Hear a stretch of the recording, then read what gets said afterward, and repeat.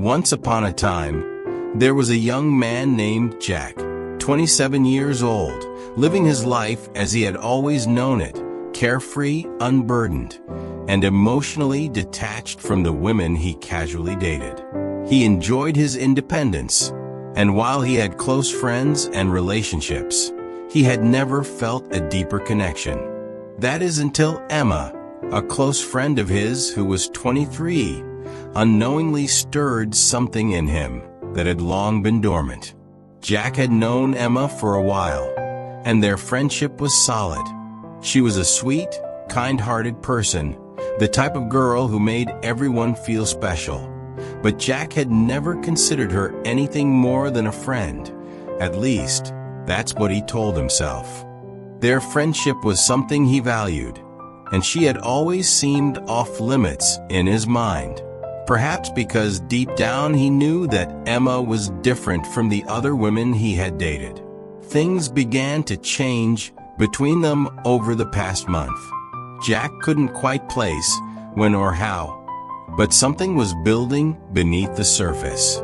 He started noticing her more, the way her smile would light up a room, how she laughed at his jokes, even when they weren't that funny, and the little things she did that made his heart flutter in ways he hadn't felt before. It was late one night after a fun evening out with friends. They had both had a few drinks, and the air was charged with a tension neither of them had expected. As they stood outside her apartment talking about the evening, something shifted. Their gazes lingered just a little too long. The space between them seemed to disappear, and before Jack knew it, they were kissing. The kiss was spontaneous, intense, and raw, but it wasn't just the alcohol talking. There was something real behind it. But then Jack, being Jack, pulled away. He stopped the kiss abruptly, his mind racing. They had both been drinking, and he didn't want to do something they might regret the next day. Emma, surprised and maybe a little hurt, nodded, and they awkwardly said their goodbyes. Jack walked home that night, his heart pounding, feeling more confused than ever. A few days later, he saw Emma again. This time it wasn't the alcohol. It wasn't an accident. Emma initiated the kiss, and Jack, though startled, kissed her back.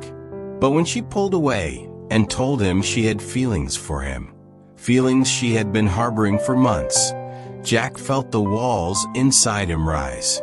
He told her he had feelings for her too, but instead of embracing the moment, he became awkward and distant, his emotional barriers pulling up to protect him from something he didn't fully understand. That night, what should have been a beautiful, memorable moment turned into something awkward and unfinished. Jack could feel Emma's disappointment, and though they exchanged a few messages afterward, things were not the same. Emma was hurting, feeling rejected, and Jack was left feeling like a complete mess. For the first time in his life, Jack felt something real for someone, something meaningful, and it scared him.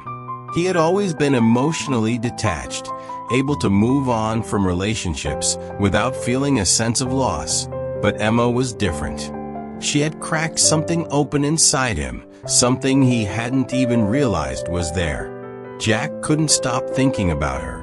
And the more he thought, the more he realized how deeply he cared for her. As days passed, Jack became consumed with regret. He had treated Emma like just another girl, but she wasn't like the others. He had always been attracted to her, but he had kept his distance, afraid of hurting her, afraid of committing to something real. And now, in his indecision and awkwardness, he had hurt her anyway. Jack didn't know what to do.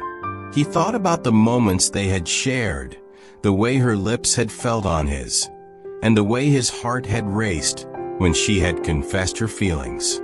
But then he thought about his own emotional baggage, the walls he had built up, and the fear of getting too close. Feeling lost, Jack decided to take a day off from work and drive to his dad's house. He needed advice, someone to talk to, someone who might understand. When he arrived, he found himself talking to his stepmom, who had always been good at reading him. She listened as he unburdened himself, telling her about Emma, about the kiss, and about his fear of letting her in. "You've never been good at expressing your emotions, Jack," she said gently. "But if you care about her, really care about her, you need to let her know. Write her a letter. Put it all down on paper. Tell her how you feel, honestly." Jack had never written a letter like that before, and the idea felt foreign to him. Did women even like that kind of thing anymore? But his stepmom's words stuck with him. He spent the next few days thinking about it, and finally, he sat down and wrote the letter. It wasn't perfect, but it was honest. He poured out his feelings, telling Emma how she had changed him, how he was scared, but didn't want to lose her. But once the letter was written, Jack hesitated. He didn't know what to do with it, and he didn't want to make things worse. Meanwhile, Jack couldn't stop thinking about Emma. He remembered how, months ago, she had told him her favorite flower was white lilies. So, on a whim, he ordered a bouquet and had them delivered to her. He wasn't sure what her reaction would be, but a part of him hoped it would be a step toward mending the awkwardness between them. When the flowers were delivered, Emma sent him a text 10 minutes later. "Thank you so much. I love them." Jack smiled when he read the message, but he wasn't sure if Emma saw it as a romantic gesture or just an apology. Either way, it was a start, and it gave him a small glimmer of hope. Days passed, and Jack couldn't shake the feeling that he needed to do something more. The stalemate between them was unbearable, and he knew Emma was still hurting. He thought about sending her a text, asking if she wanted to go out on a proper date. He knew her well enough to know that a real date would mean something to her, something that could bring them back to a place of understanding and closeness. But he hesitated, afraid of making things worse, afraid of rejection. One night, Jack sat on his couch, staring at his phone, the letter he had written to Emma sitting on the table beside him. His mind was racing, but one thought kept repeating itself over and over. "If I don't get my act together, I'm going to regret letting this moment pass me by." He couldn't let that happen.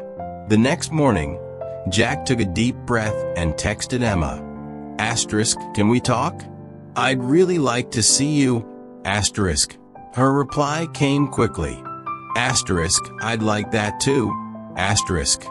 Jack stood outside the cafe, his heart pounding.